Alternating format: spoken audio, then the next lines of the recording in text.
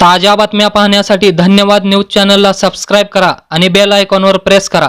मला रोहितची काळजीच वाटते, कारण का रोहित अनेक मुद्दे मांडतोय आणि प्रसार माध्यमातून, वर्तमानपत्रातून आणि अनेक समाजातल्या लोकांकडून सातत्याने रोहित बद्दल किंवा ज्या रोहित भावना मांडतोय, जे फॅक्ट्स, नुसतं भावना नाही तो फॅक्ट्स देखील मांडतोय, डेटा दाखवतोय, त्याच्यामुळे अनेक लोकांना त्याची काळजी वाटते। प्रसार माध्यम असतील, वर्तमानपत्र असतील आणि समाजातले अनेक लोक असतील।